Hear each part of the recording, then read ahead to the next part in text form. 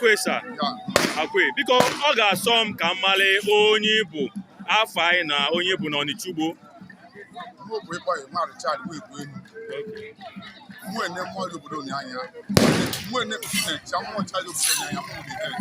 Ihe nne Mkpitime ya na Onicha-Ugbo be. Ya na mmụọ ncha dị n'Onicha-Ugbo. Ọ dị ya bụ na ọ bụ mmụọ ncha dị Onicha-Ugbo ọgbọ.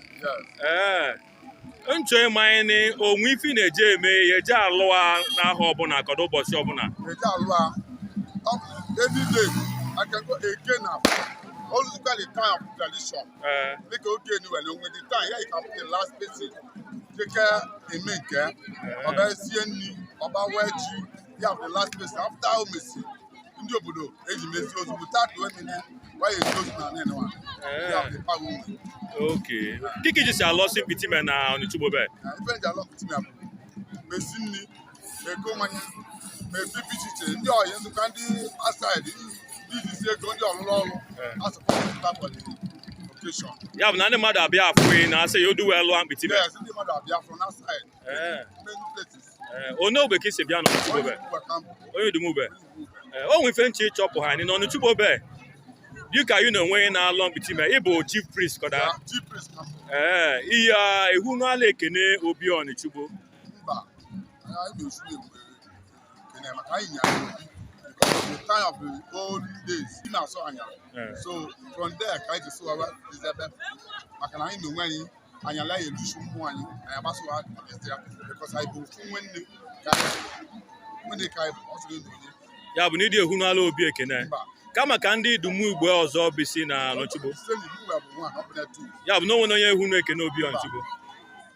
Daalụ Chinne. Mkpitime unu nwe ọ dị n'Onicha-Ugbo be ka ọ dị sile Mkpitime ka ọ dị. Ya bụ na ọ dịrị. Ọ bụ Yusuf bụ onye eje efe ni. Ya bụ na onwe ndị ọzọ efezikwa Mkpitime n'Onicha-Ugbo be.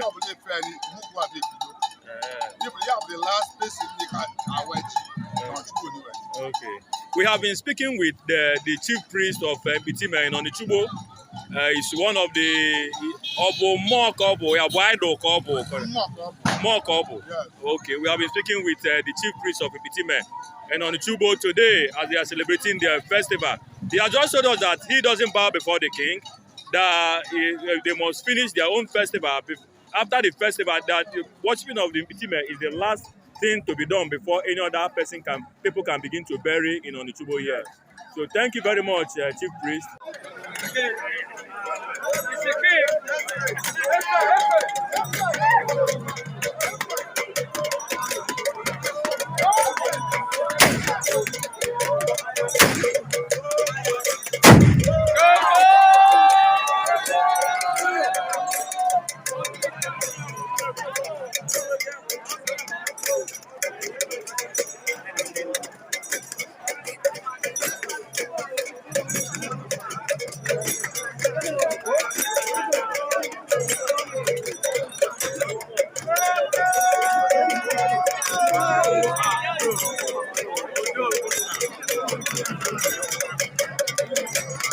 Onicha-Ugbo people are having fun here. Yes, we are having fun.